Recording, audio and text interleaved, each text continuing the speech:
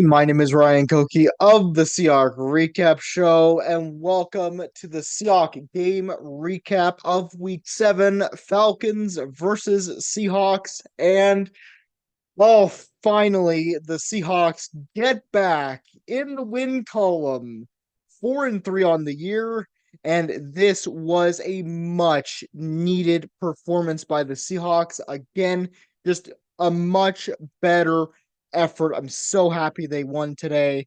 And let's get into recapping this game before I ramble on too much in the intro. If you like these videos, please consider giving it a like. It lets me know if I'm doing a good job with these videos or not. And if you'd like any more Seahawks content in the future, please consider subscribing.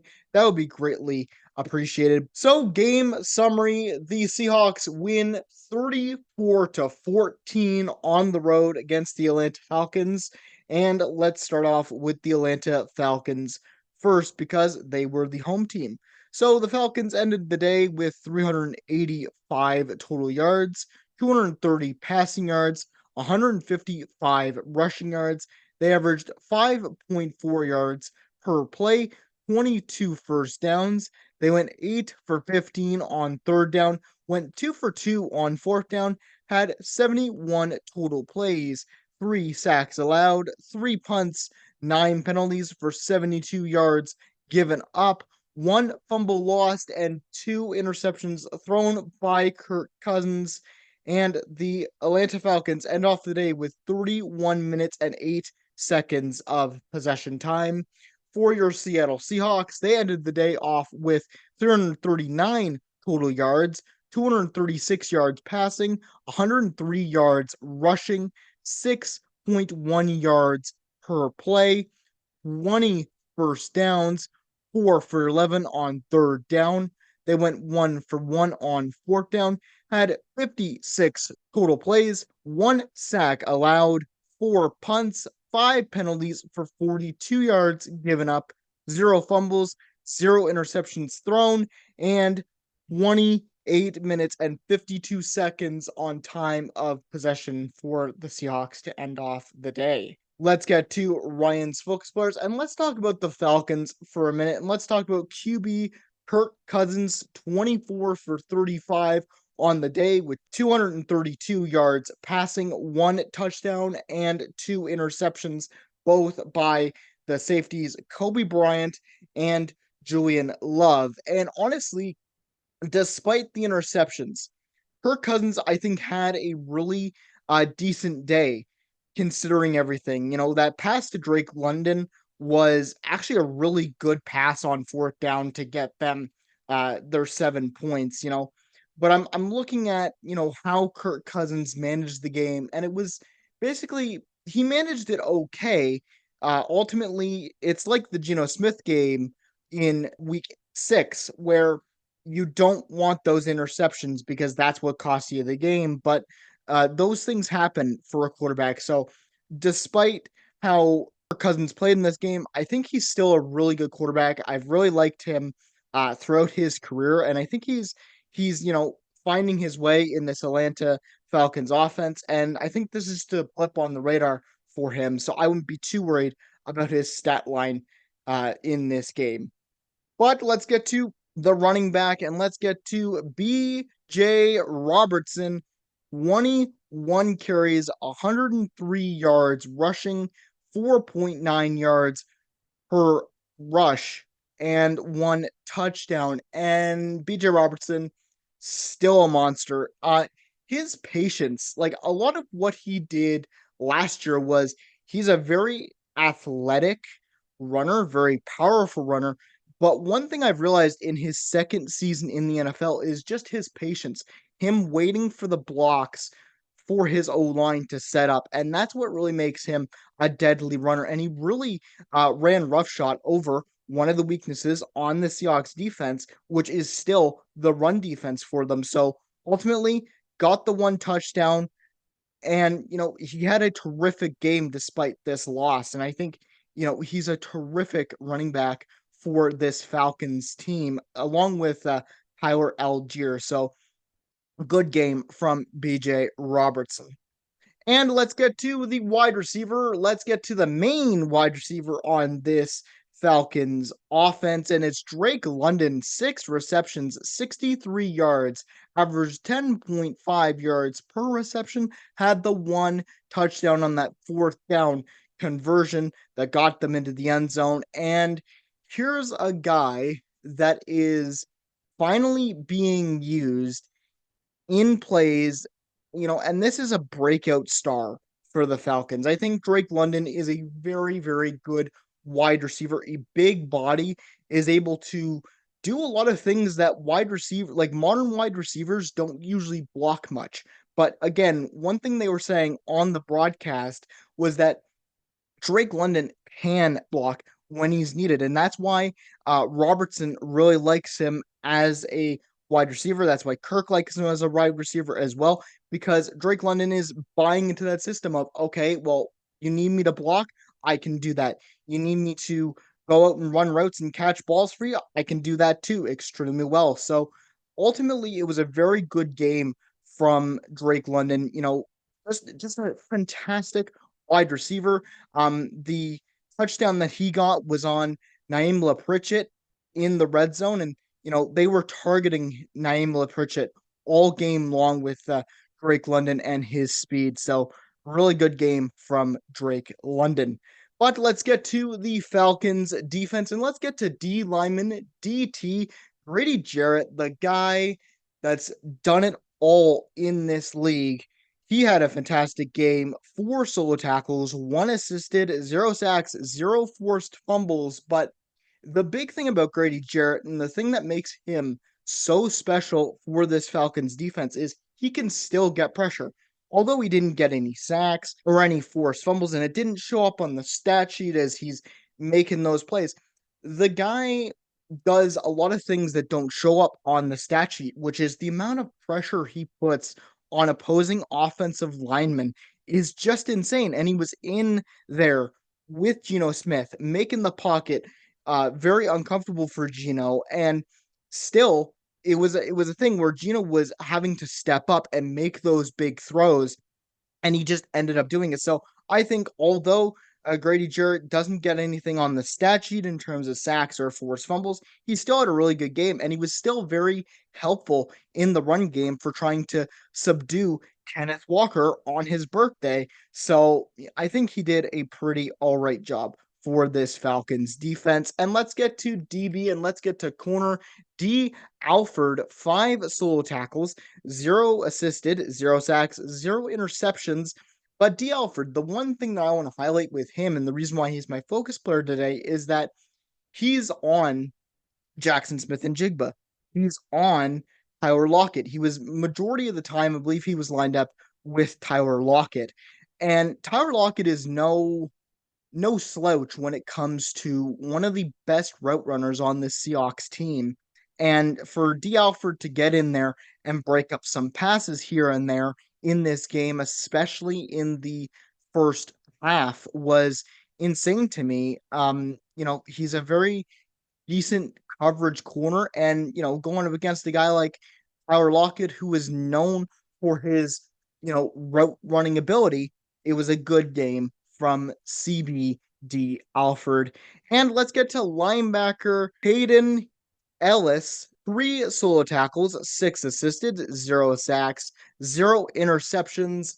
But this is one of the backup linebackers, I believe, for this Falcons team, because they were without Lorenzo Carter and they were without Troy Addison. So Ellis is stepping into a role where he's just there to do his job, and he's there to get tackles, he's there to put people on the ground, and he was doing that very well. Now, the Seahawks were attacking that middle of the field this game. So that was their strong suit this game, but I think Ellis did what he needed to do in the run stuffing portion of the game to keep Kenneth Walker low in yardage and everything. So he did an okay job for the Falcons defense.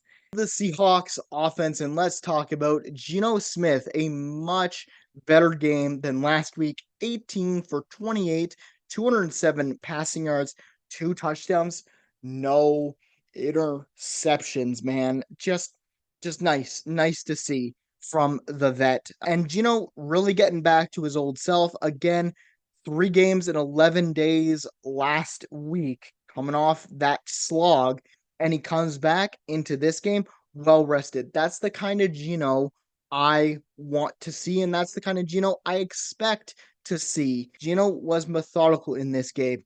Sure, he had some passes that went awry. He had some passes that you wish, he wouldn't throw and that they could have been caught by DK Metcalf, but escaping the pocket when pressure is coming, not allowing to take too many sacks so that you can keep yourself upright.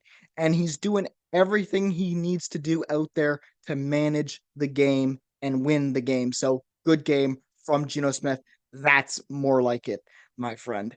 But let's get to the running back and let's get to the birthday boy, Kenneth Walker the third. Happy 24th birthday and 14 carries, 69 yards, averaged 4.9 yards per carry, had the one rushing touchdown, also had 2 receptions for 24 yards, averaged 11.2 yards per reception, and had the one touchdown as well on the air pass. And man, Kenneth Walker, what can I say about Kenneth Walker that I haven't said already? He is a monster. And honestly, the offensive line played a lot better in front of him today. That's really nice to see. When Kenneth Walker has a good offensive line in front of him, he can have games like this where he puts up numbers. Now, the yardage total isn't that great still, but he's still able to just make some flashy runs out there, getting outside of where he needs to go. On the outside, he has a really good quick burst of speed, getting that one touchdown, and then he gets the receiving touchdown. And one thing I never really talked about with Kenneth Walker is how good at catching the ball Kenneth Walker can. When he gets a full head of steam while catching it, he's like a wide receiver out there, and he did a really good job in this game doing whatever he could to get his 2 touchdowns in this game. So great game for Kenneth Walker on his birthday.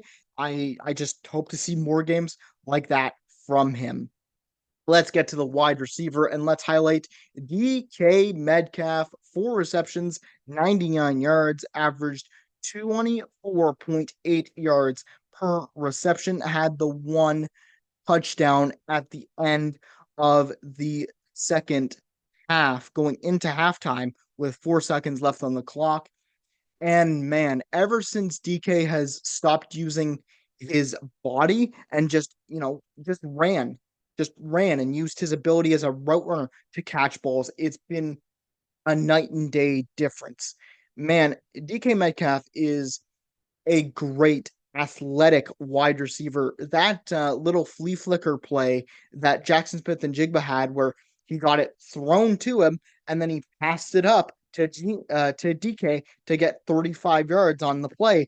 That's one of the best catches I've seen, and he was matched up against AJ Terrell, who is no slouch himself. AJ Terrell is a very good corner, one of the best corners the Falcons have, and he's a really good aggressive coverage corner, AJ Terrell. So DK Metcalf almost getting 100 yards on the day. Sadly, he did get carted off in the fourth quarter, and it looked to be a knee injury. So hopefully that is not serious because that would be a really big blow to this Seahawks team. But a great game from DK Metcalf, regardless, getting in and getting those receptions and doing what we all know he can do as a football player. Love this guy on the Seahawks, and hopefully his injury is not as serious as it looked. Let's get to the Seahawks defense. Let's get to D lineman Byron Murphy. So glad to have him back. 2 solo tackles, 2 assisted, 0 sacks, 0 forced fumbles. But Byron Murphy was able to, enable everyone else to get pressure on Kirk Cousins. and they played like a totally different team. Byron Murphy, I don't think people realize how how much he does in this Seahawks team. He is a big run stuffer. The run defense didn't have a great time again, and that still needs to be addressed. But just having Byron Murphy as a presence allowed Leonard Williams to get a sack in there and allowed Boya Mafe to rush free to get a forced fumble in there. And it's great to have him back. I love the way Byron Murphy plays. Great return from Byron Murphy. Good to see him back and healthy. But let's get to DB Kobe Bryant, 7 solo tackles, 4 assisted, 0 sacks, the 1 interception, and he's coming in for the now on IR Rashawn Jenkins at the safety position. And ever since Kobe Bryant moved to safety, he's played a heck of a lot better. I believe he was even playing some nickel corner here and there in this game. But Kobe Bryant, man, I love him. One thing that I will say about Kobe Bryant is that he can hit hard and he wants to hit people hard. So him getting in there, being the backup, and then coming in and dropping this kind of a performance with the amount of tackles he made, the interception was just beautiful, beautiful. And, that's what you need. Next man up mentality. I don't know how many times I've said that in this season alone, but it's really nice to see that Kobe Bryant is buying into that system. Really good game from him. Linebacker Boy Mafe, 2 solo tackles, 1 assisted, the 1 sack, and the 1 forced fumble that Derek Hall took up and scoop and scored for a 64-yard touchdown. Man, Boyamafe being enabled to get in there and play on the edge is something that we really needed from him. And he really had a good game today. This whole defense seemed refreshed and is starting to play like the defense that we saw back in week 3 and week 2 and week 1 at the beginning of the season. It's just so nice finally seeing these guys play up to the strength level that not only we were promised as fans, but we know that they can do because we've seen it for the first 3 weeks of the season. So great game from Boyamafe. Ryan's final thoughts. What went well? Well, the Seahawks won the game, snapping the 3-game losing streak. Great job from Geno Smith and the offense today, limiting the turnovers and putting in a fantastic performance. Everyone involved, just great. This is what we needed. And to be honest, on the defensive side, the secondary actually played quite well, despite not having both Trey Brown and Reek Woolen, the top 2 corners, and not even having their strong safety. Their starting strong safety is a big thing as well. They played really well. Still a lot of missed tackles in the run defense kind of thing, but those will be shaped up. That's just a complete performance, man. That's what we've wanted. I've wanted a full 60 minutes of effort from this team as a Seahawks fan over the past 3 weeks. And finally, in week 7, they give it to me. And look, they're rewarded with a win. And what to improve on. Although the Seahawks did end up winning this game, the run defense was still quite awful. And I mean that in the nicest way possible. BJ Robertson is a really, really tough, hard running back. He's not only athletic, but he's a tough runner. And when he gets angry, he runs hard and can run over Kobe Bryant. He ran over Kobe Bryant a couple of times in this game. And some of the tackling again from this secondary was a lot sloppier. So just some things to adjust to and to bring up into next meetings and to improve on. And also some of the penalties, man.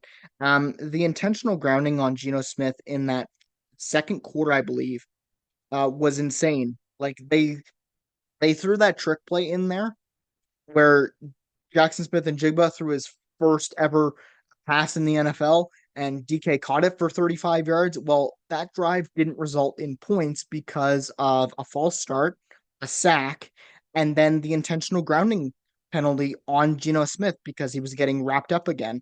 So it's those little mistakes that ultimately didn't cost the Seahawks in this game, but it's those little mistakes, it's those fine little details that still need to be fixed heading into week 8 versus the Buffalo Bills. But overall, this win was not only a much needed win for the Seahawks, but it was a really good bounce back performance from the team after losing 3 straight. And I must say, shout out to 6th round draft pick Michael Jarrell, his first ever NFL start from Findlay University, and he was just really good. You know, going up against guys like Grady Jarrett and things like that, that's a tough task for your first ever game in the NFL. And he actually played really well. I did not hate his game, and I want to see maybe more of him in the future instead of Stone Forsythe.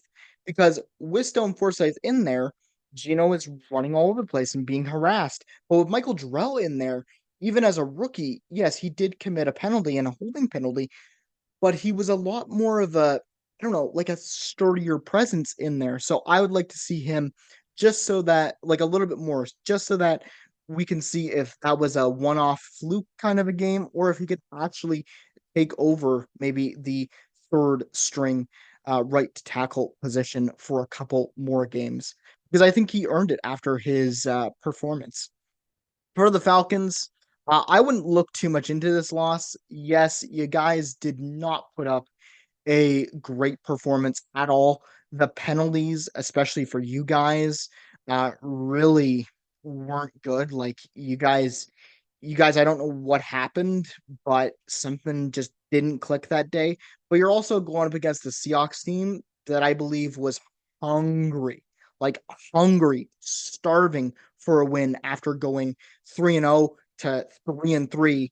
They needed a win, and you guys unfortunately just got caught in the crossfire of a team that was just ready to run through a brick wall. So honestly, you guys have done really well this season. You guys have really impressed me in the NFC South. So hopefully you guys can bounce back. I think you guys can because of all the talent. If Kirk Cousins, kind of wipes this performance from his mind and comes back into week 8 and puts up a stellar performance, then great, because I think he can do that with the weapons on his side. Anyways, guys, that is it for this Seahawk game recap of week 7. Falcons versus Seahawks. I would like to know your thoughts in the comments section down below. What did you think about this game? Let's keep it going, Seahawks fans. Anyways, I'll see you guys in the next video for week 8 when the Seahawks take on the Buffalo Bills. Have a good day and take care of yourselves. Go Hawks go. And I will see you guys in the next video.